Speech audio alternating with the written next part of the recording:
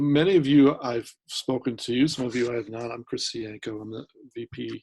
I'm not even the VP anymore. I'm the President and General Manager of the Dream. And we're excited to have you here joining us. We're really excited about the upcoming draft. We would have preferred not to have the fourth pick in the draft, but all things being said, we're happy to have it. We'll make the most of it. We've had a very exciting off season for sure. Now we're just waiting on the season itself to start. As all of you know, that's just kind of in a holding pattern right now. But what I will do is I will turn it over to Coach to be able to speak first. Obviously, we'll answer any questions that you have, and we'll try and get to everybody's questions that you have. And thank you very much. We're really excited about the upcoming season. And again, whatever we can do to help you guys talk about the Dream, we appreciate it. All of your support is very important to us. We would not have success without all of you paying attention to us. And so really, quite honestly, thank you very much. So Coach, over to you. Yeah, I mean, obviously a different year for us. Last year, the 11th pick, my first year, we didn't even have a first round pick. So from a prep perspective, it's a little bit different. A lot more I's to dot and T's to cross. Certainly with the declaration by the three juniors officially that they were going to be in the draft, that certainly made for a more talented and deeper first round.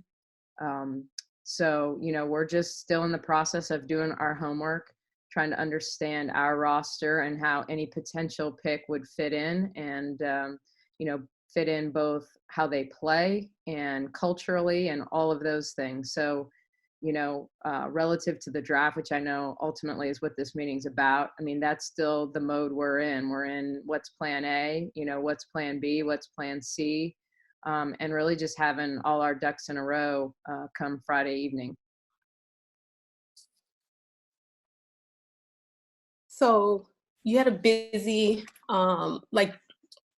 SB Nation rated like a B+ or whatever for free agency. What do you feel? What? I think it was B+. I think it was an A, maybe a minus. Either way, it was a B. Grade. It was a high grade. What do you feel going into? You have 4 picks, correct? Yeah. What do you feel like your biggest needs are, like when you're analyzing your roster in comparison to the people who are declared for the draft? Sure. I think 2 things are obvious needs for us.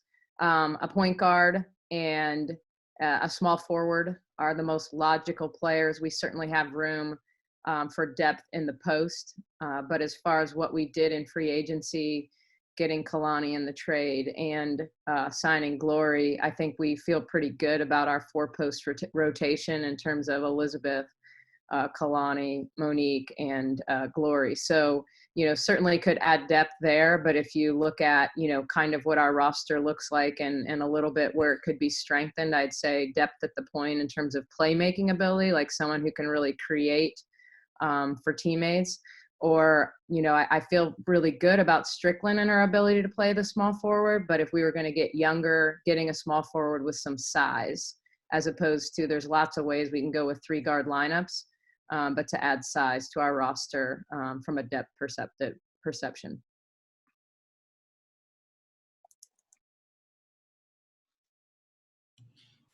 I guess at this, you have the 4th overall pick. Is it more picking for need there, or is it just best player available at the top of the draft? I think it's a little of both. And I think it's determining what that looks like. Certainly when you have a lottery pick, you feel like you can get a player that can impact you. So I think from that perspective, you're not just basing your pick on depth or, we need someone that can impact us, and you should be able to get a player at 4 that impacts you. So, it's a little of both. I mean, if, when you talk about who those options are at the top of the draft, we can assume Sabrina's off the board, but when you look at those other guys, Satu Sabale would fit the small forward. Kennedy Carter, obviously a guard that can play off the bounce. Even Meghan Walker has size and shooting ability and can be a small forward. Bella Allery is a little bit of a unicorn. So, probably a 4 right now, but ultimately it could be a little 4-3-ish in the right system. So, those are some of the names that we obviously are talking about, and then when you talk about best available, could it be Lauren Cox at 4 in terms of someone who, maybe is not exactly what we need, but is just too good to pass up on. Now, Coach, I guess we're in a totally different setup now. Technological changes or challenges. What do you think, or how can you handle what happens if the internet goes out, or, do you have IT standing by for you? I think we have a lot of contingency plans. I'd like to believe, in some ways the draft has, even though there's been a centralized draft location and as a staff we've been together, we're certainly always relying on technology. We've got phone lines, old school phone lines to call things in. For us, the biggest change is that, our entire staff won't be together. There won't be the traditional war room. So, it's the Zoom room or whatever you want to call it. But I think, even from the draft perspective with the WNBA, they want to run through some logistics to that and make sure that, nothing gets missed in the mix, and that we, genuinely have enough time that if, last year we were in a situation where we knew with 11 that if a certain player didn't drop to us or a certain number of players didn't drop to us, that we were prepared to pull the trigger on a trade. Well, you have to do that in about 90 seconds so that you can make a trade, make a pick for somebody else. So, we have to build in and understand where we're at so that even in those situations, we can make sure we're connecting to the other teams and making those trades happen if that's what it comes down to for us or any other team for that matter. Coach, leading up, to the draft, how, I guess, different has the process been? Obviously you couldn't go to the NCAA tournament to scout players. You can't bring them in for in-person workouts or interviews. So I guess just to sort of, sub in for all that, what is kind of the prep leading up to the draft kind of been like? It's different in that, unfortunately, the disappointing thing about losing the NCAA tournament, or even, I was scheduled, I'd come home from the SEC tournament, was scheduled to fly to Boston for the Ivy tournament when that got canceled. Not seeing more in-person opportunities to see these guys. We've been out all season. It's not that we haven't seen them in person. We're going to do a ton of our work on video anyway. But what you miss is, like, let's talk about, specifically talk about Meghan Walker coming out as a junior and having tremendous statistics, tremendous consistency from the arc. But if you look at her in their big three games, their losses, against the Baylor, South Carolina, Oregon, she struggled, really, really struggled efficiency wise. So, having an opportunity to see her play in the NCAA tournament in big games consistently, to see if that was just, okay, there was more pressure on her. They put, she was the key person that they keyed on, that type of thing. So missing out on those opportunities to see players, as they say, the cream rises to the top. And so missing that opportunity to see that is disappointing, but there hasn't been a ton of difference. We're just making the same calls, and every draft years look different for me. This is the first year we've had a legitimate first round pick. So it's been more calls. It's calls to coaches and assistant coaches and trainers and people connected to people and trying to gauge, really the player, not just on the court, but off the court, and really understanding that, because as cliche as it sounds, culture matters. And so, that's still kind of, we're still doing a lot of the same things. And actually with the world of Zoom, it allows you to kind of decide, okay, well, we're going to do this on Zoom so that I'm looking you in the eye when you tell me a little bit about yourself or how you view something. Coach, I think it was about a week. Oh, sorry. No, go ahead. I was just going to ask, I think it was a week between when the NCAA tournament was canceled and the players had to declare for a draft. From your perspective, were you kind of in this holding pattern? Do you think that actually affected some of the decisions to stay or go? Ironically, it actually was a little longer than that because they didn't officially have to declare until last week. Tuesday was the last day, which is 10 days prior to the draft. So there was plenty of time, I think. And certainly Satu was the player that originally had declared really early. But I think at least thought about it again once the tournament was canceled and wondering what the W season was going to look like and if we were going to have a season and should I be going back to college. And so I think she was the last to actually put her papers into the league to declare it officially. But we're always in a holding pattern anyway till we know for sure. I mean, at least from a perspective of who's for sure going to be on the board or not on the board. Just preparing as if, and you can't reach out and talk to them until they've officially declared. So there's certain things you can do and certain things you can't, and you just move at the pace that you're allowed to move at.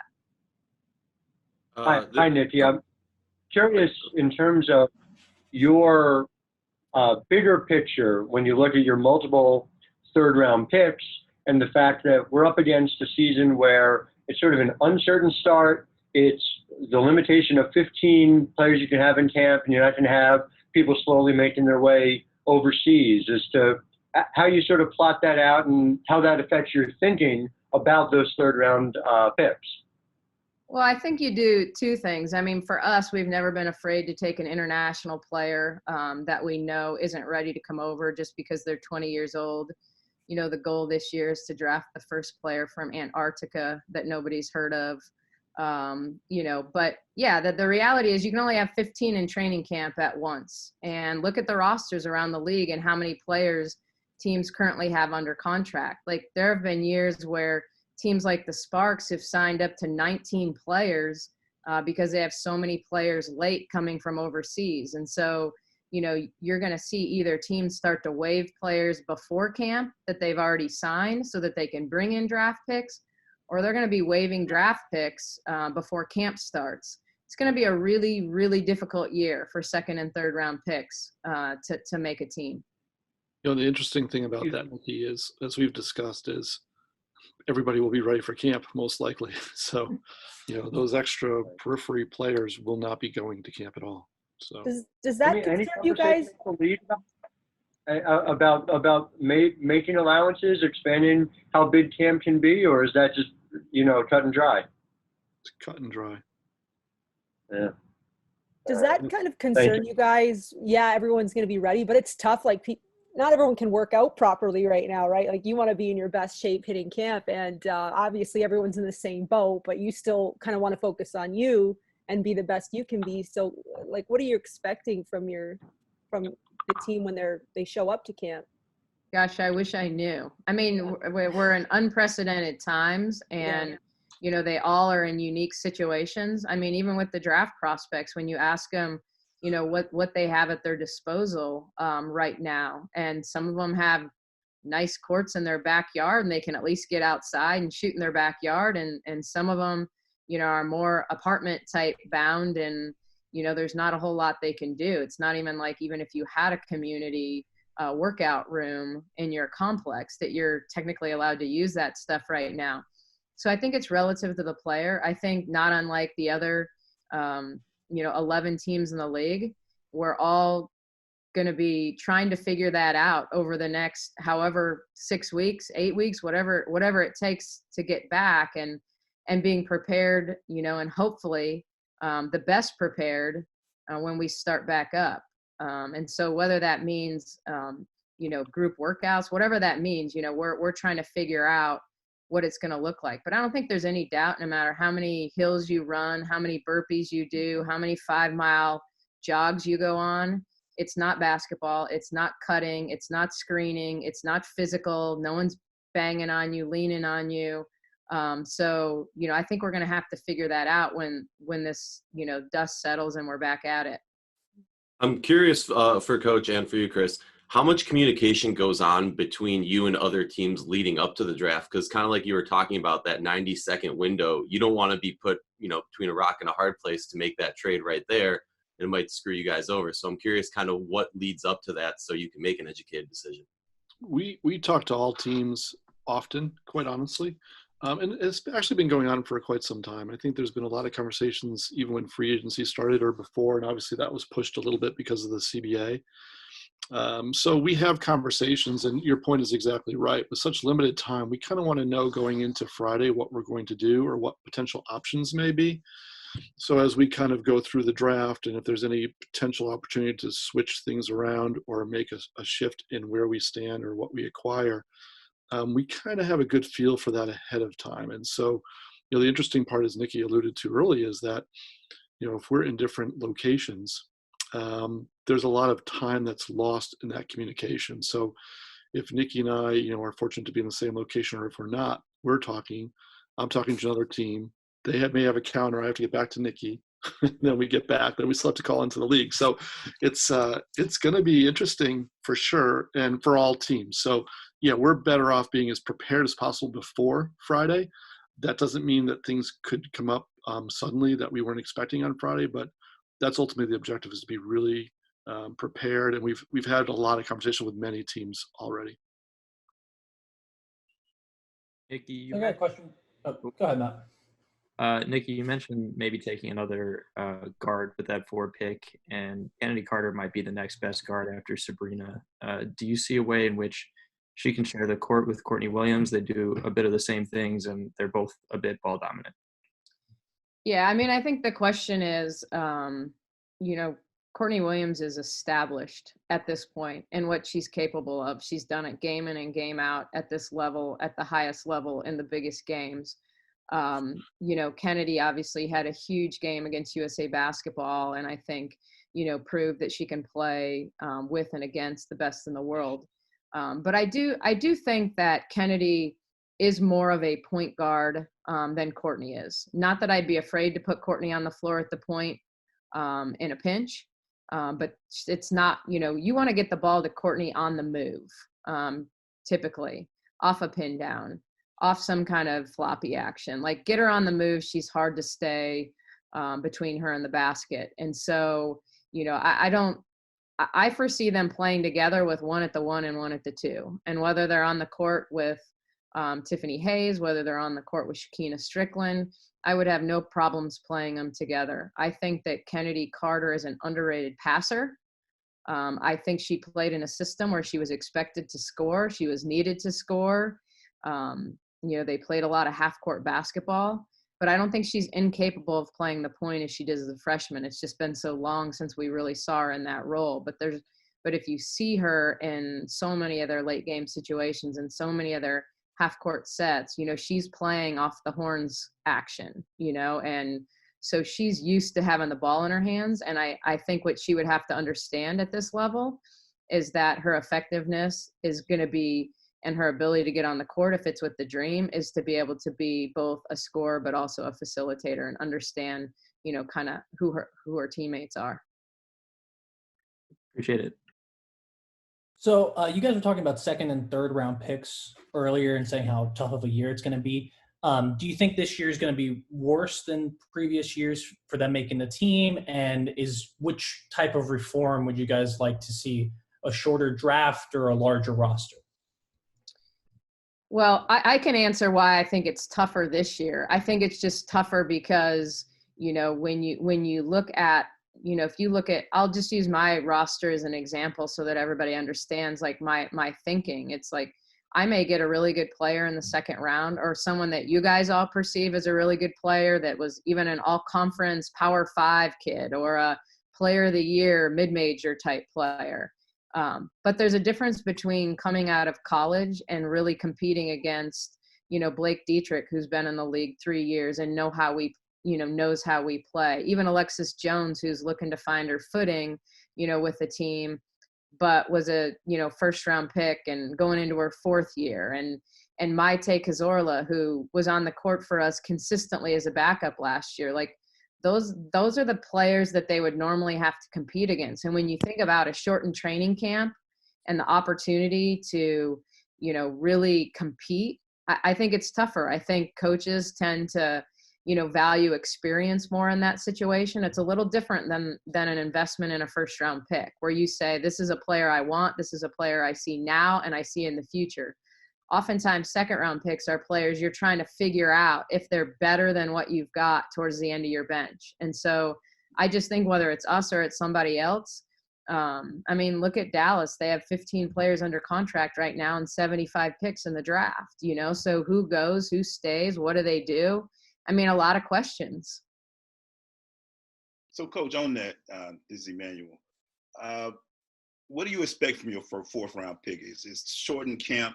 Are you looking for immediate impact starting, or you wanting them to just fit in with the team? What is your expectations with this high draft pick that you have?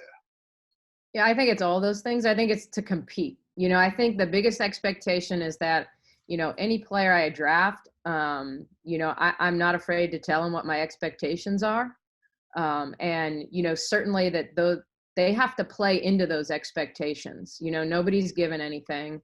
You may take a team like Sabrina may go in and earn the starting spot in New York, assuming that's the way it goes, or not. I don't know what Walt's going to do, but the way I look at it is whoever we draft, my expectation is they're going to come in and compete for a starting spot.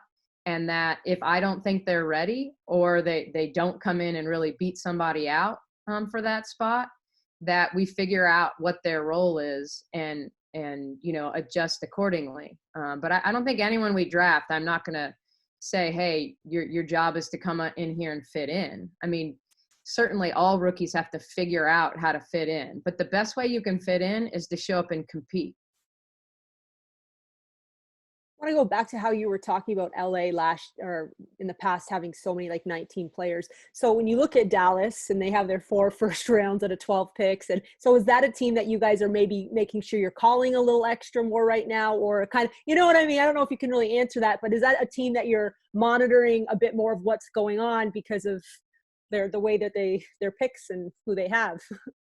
Well, we could look at it. Yeah, go ahead. Go ahead, Nicki. We can look at it 2 different ways. We could hope that they draft people and then maybe they'll cut some others. Maybe that helps us. Yeah. And quite honestly, with so many picks, you'd have to think they're going to make some move somewhere with somebody, because there's only so many people that they could bring into camp. I mean, they can't even stash that many players. There's a limitation on what they can really kind of hold on to year to year, or players that won't sign the contract for camp. But we obviously talked to Dallas, but we talked to all teams to kind of see what's going on. So I don't think there's anything set in stone, but we'd be foolish not to do our due diligence on any situation, right? Especially a team that has, as Nicki said, 75 picks. We need to explore all 75. No exaggeration there. And looking at that, I wanted to just follow up. I know the CBA just got, and congratulations on all that because it's awesome, but is that ever part of the conversation that a team literally has 30% of the first round in a league with 12 teams? Like, I don't know if that's ever part of the conversation. It's just interesting. But Amy, it's all based upon trades, right? I mean, they made a lot of trades that gave them return this year. Yeah. And they have some picks next year as well as part of the moves that they made. And, forced trades are always difficult. I mean, I was part of it in Connecticut, and a lot of teams are going through that now. Dallas obviously has had their fair share the last 2 years. But the reality is this, you have to get something for the picks.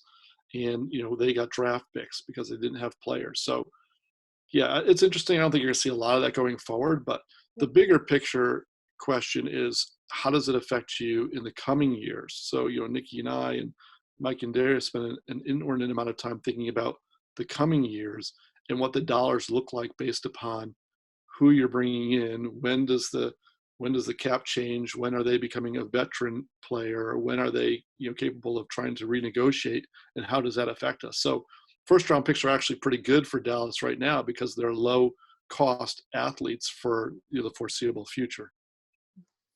Chris, I'm curious, with the new CBA, what do you feel has been the biggest challenge to your position as GM? I mean, it's obviously there was a learning curve trying to, cram in everything that got changed or whatever, but I'm curious, we've heard from coaches, but not as much from the GMs about their thoughts on the CBA. I think they're all similar, quite honestly. I mean, again, Nicki and I spend an inordinate amount of time together talking about these things and kind of going through it. And we're kind of in this together. I try not to use that catchphrase so often in this pandemic, but we're in this together as far as what we're trying to do with the team. I think there's obviously challenges. The cap is the biggest thing. It's really kind of, again, what I was just talking about, trying to look down the road as opposed to, getting everything now and holding on to it, because there's going to be monumental changes based upon the structure of your team and the cap. And then when people come on board and based upon, how good that player is, they're going to demand a lot more money than they have in the past. Then it's managing the marketing dollars and it's managing the things that you do to keep your athletes in camp. So it's really more of a financial concern now. I think when you had a smaller cap, it was easier to kind of manage. Now that there's this discrepancy between someone like a Tiffany Hayes and somebody that you could bring in now at a much higher number, well, Tiffany Hayes will be and Elizabeth Williams will be coming off of their contracts pretty soon, and now you have to start making up room for them 2 years down the road. So it's really just managing the dollars. I think has been the biggest challenge. I mean, I'm very happy about it. I think that the things that they've put in place for mothers or expectant mothers or women with children, I think that's very important for our league. I think there's a lot of things that are very good about it, but we're kind of finding things out, and we're finding little loopholes as we kind of go through that we are starting to ask a few questions about. But they'll all get sorted out, and I think that it came together, and I think it was very important for this league to have that happen, and I'm really happy about it. You would know this. I tried to read CBA, and I couldn't figure it out, so I'm going to ask you. If the season doesn't get played, I hope that doesn't happen, but if the season doesn't get played, is it the players that are guaranteed contracts? Are they the ones that get paid? How does pay work in that hypothetical situation? I really couldn't answer that. I think that's really going to be a discussion between the league and the Players Association, not unlike what the NBA is doing. So I think we're going to take a lot of what happens at the NBA level, and it will probably be applied to us. I think every intention is to play this season in some capacity. Now, if that were to change, it would not be a team decision. That would be a league decision with the Players Association, and then we'll do whatever is asked of us. And then a follow-up question. I know you're going to be on Zoom, but where are you, Nicki, and the coaches who are going to be communicating with each other, physically? are you in Connecticut, and how is that working? I'm currently in Connecticut. Nicki is currently in Atlanta. Darius is in Athens, and Mike is in Texas. The plan is for me to get down to Atlanta, to stay at least 6 feet away from Nicki, because you want to do that at all times anyway. Okay. Right. And then, but Mike may be calling in from Dallas. Darius may come down, but we're trying to do whatever we can. Because it's so unique. It's hard to what we just talked about, just the back and forth and talking with other teams. It's easier to be at least in the same room with the coach. So that will be the intent right now. If worse comes to worse, we'll be Zooming just like this with all of us in place and making decisions from there. I'm curious, I know this is probably more of a league question, but I'm curious for your guys' insight. As far as when the players get drafted, is there anything that you guys are able to do to okay, you draft whoever at number 4, to have them have some sort of dream signage or something so that they can hold that up, or is that kind of, we just can't do that? No, the league has made provisions for probably the top 20 or 30 potential picks in the draft. So they've done something with that. So I'll leave it at that, but there will be a way for athletes to show their team colors, so to speak. Hey, Chris, would that be with the new or the old colors? Oh, stop. Come on, Mr. Glaze. As he's wearing gold. Come on. This is the old stuff, sorry, but the new stuff, yes, that'll be omnipresent for sure. Yeah. No, circling back though, you guys, one of the changes with this CBA that I think is an unintended consequence of it, because there's such a discrepancy between the top paid players and the rookie contracts. It used to be that you could almost do the math and say you can have 6 max contracts and 6 rookie contracts, and have your 12-player roster. If you could do it that way, if you had the 115-ish, whatever year it was. And I think what you're going to see now is you just can't have that many max contracts.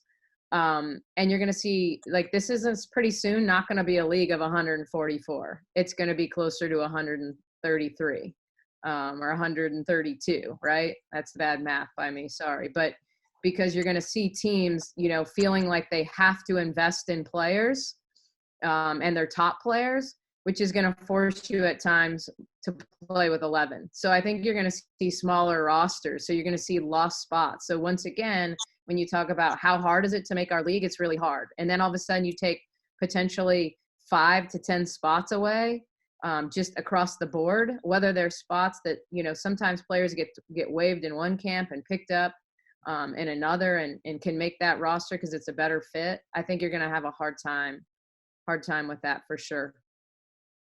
Coach Nicki, what would you say the overall mood for the players right now? Would you say they're kind of optimistic, or are they kind of down, or what would you say?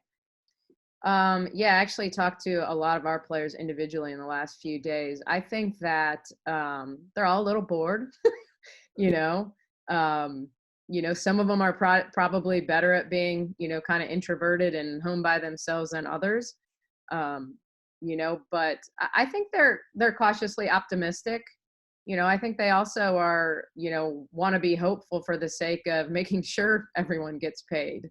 So I think there's just so much uncertainty. We're all, whether you're a WNBA player or, someone that's a gas station attendant, like there's just the fluidity of this situation and how it changes day to day, and trying to understand terms and things that we never heard of before, like flattening curves, like we've all become medical experts to some degree, and we all want that, curve to get on the downturn so that, we can start to figure out what it looks like to reopen America. And just so, I don't know. I mean, I think they're doing all right under the circumstances. I don't think they're doing better or worse than anybody else, but I think they're bored. That's for sure.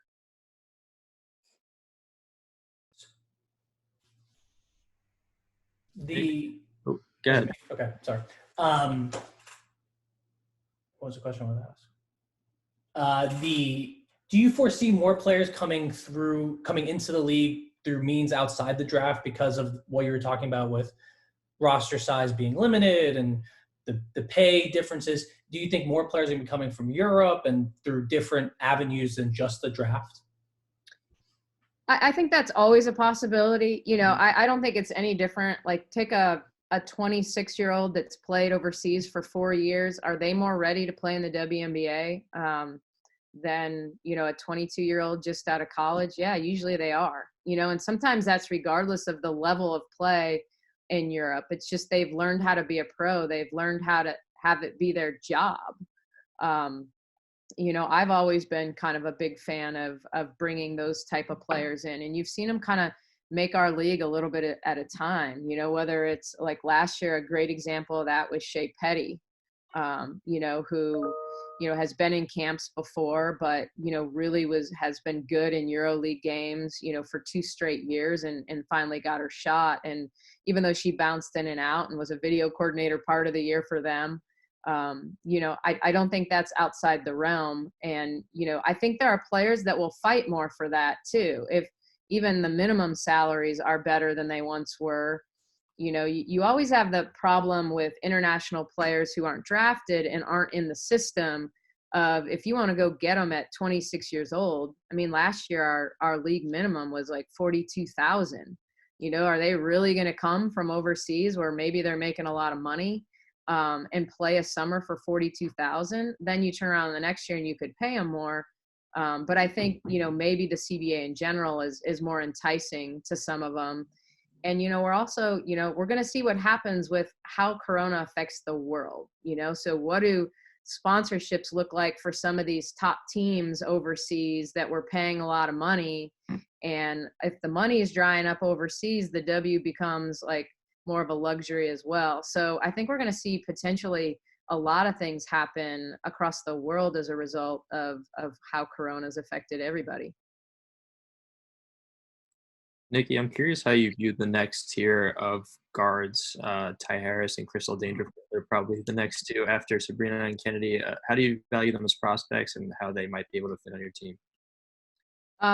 Yeah, very different, I would think, although, head to head, they you could say they were both great, when they played. I think, the question mark on Crystal is just her size. And she's had some injuries that have kept her out.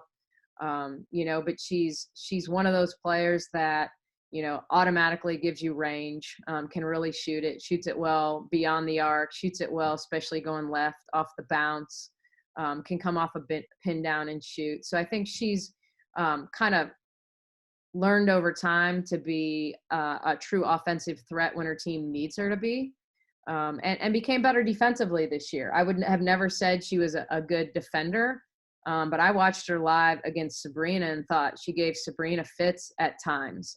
So really came along, and maybe that's her getting fully healthy from her hip. Ty Harris on the flip side, is kind of your prototype big point guard. Like, just love how broad she is through her shoulders. I think her greatest strength is that she plays with incredible pace. I mean, If you watch South Carolina games, whether the ball goes through the net or whether it's a defensive rebound for her team, she is on the move, likes deep outlets, turns it up quickly, and is a pretty good decision maker on the open floor as far as when to kind of advance with the pass, when to advance with the dribble. And point guards it's not easy to be a point guard for Dawn Staley, right? There's like ridiculous expectations. She was one of the best, maybe the best ever. And so, she's had to morph kind of who she is as a player from being a player as a freshman, that it was like, whatever you do, like, don't shoot it, just give the ball to Asia, give the ball to Elena, give the ball to Alicia, whoever it was. She quarterbacked that championship team, but she wasn't looked on as a scorer. And, at times, because I think she played with a very unaggressive tone to her game, it a little bit turned into teams not guarding her at all over the course of her career and being challenged. And anyone who's ever played the game knows it's a heck of a lot harder to make an open three when nobody's guarding you and daring you to shoot than it is when you comfortably step into a shot. And you're not questioning whether you should or shouldn't take a shot. And so I think, she's gotten better each and every year. I think this year she showed she's capable of scoring. She's pretty solid in the mid-range. She's got size to defend multiple positions. Like, she's a really good player, and I think has come on a lot this season for sure in terms of her making three-point shots, not turning down ones she should take.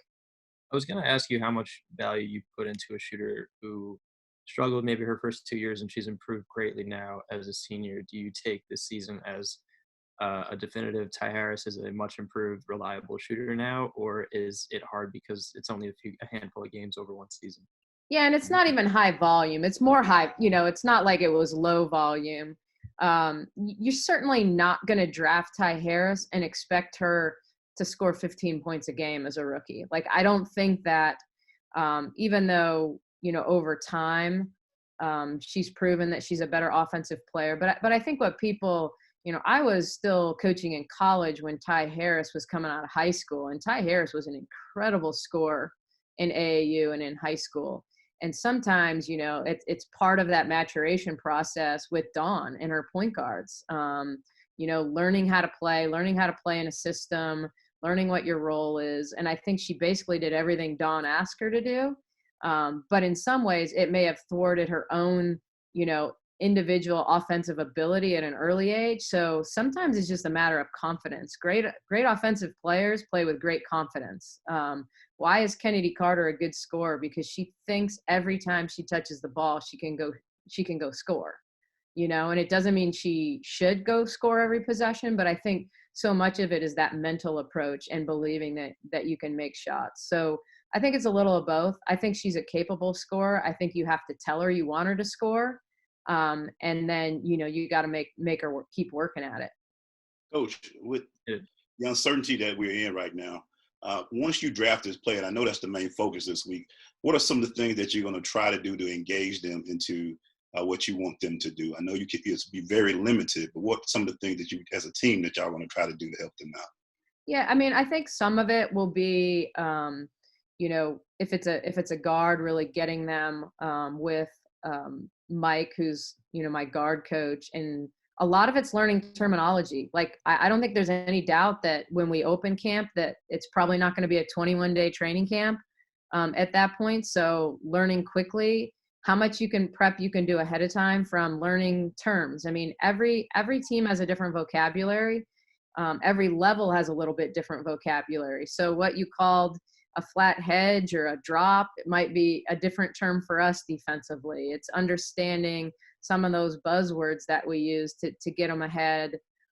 We also will get them immediately on our software system where, we have all of last year's, and we will make changes to some degree to this, but we have a video playbook so they can begin to understand some of our key plays, things like that. So we'll have a decent way of at least connecting them to what we do. I mean, technology can be a pretty cool thing.